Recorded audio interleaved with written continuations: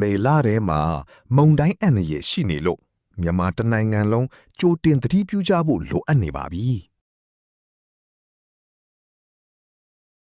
ဒေါက်တာဆိုင်းခွန်အာကာရဲ့အထူးသတိပေးချက်အရာလာမည့်မေလဒုတိယပတ်နဲ့တတိယပတ်အတွင်းမှာဘင်္ဂလားပင်လယ်အော်မှာမုန်တိုင်းတစ်လုံးဖြစ်ပေါ်လာနိုင်ပါတယ်ဒီမုန်တိုင်းဟာမုတ်တုံလေအဝင်နဲ့အတူပိုပြီးအားကောင်းလာမှာဖြစ်ပြီးမြစ်ဝကျွန်းပေါ်နဲ့ရခိုင်ကမ်းရိုးတန်းဘက်ကိုဦးတည်လာနိုင်ပါတယ်အထူးသဖြင့်ရခိုင်ပြည်နယ်အေယာဝတီတိုင်းကမ်းခြေဒေသတွေနဲ့ချင်းပြည်နယ်တောင်ပေါ်ဒေသတွေမှာအရှိန်အဟုန်ပြင်းစွာခံစားရနိုင်ပါတယ်တနအီမိုင်60ကျော်အထိလေပြင်းတိုက်ခတ်နိုင်ပြီးမြန်မာတပြည်လုံးအတိုင်းအတာနဲ့လေပြင်းတိုက်တာမိုးသဲထန်တာတွေဖြစ်လာနိုင်ပါတယ်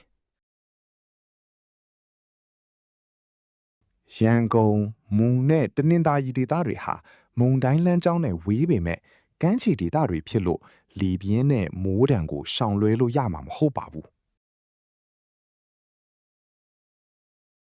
ဒေါက်တာဆိုင်းခွန်အာကအနေနဲ့ဇန်နဝါရီလကတည်းကကြိုတင်သတိပေးခဲ့တာဖြစ်ပြီးအခုခါမုန်တိုင်းတရေတီဖို့နီးကပ်လာပြီဖြစ်လို့အခုကတည်းကကြိုတင်ပြင်ဆင်မှုတွေလုပ်ထားကြဖို့တိုက်တွန်းချင်ပါတယ်မိတ်ဆွေတွေကြိုတင်ပြင်ဆင်နိုင်အောင်ဒီသတင်းကိုအခုပဲ share ပြီးသတိပေးလိုက်ပါဦး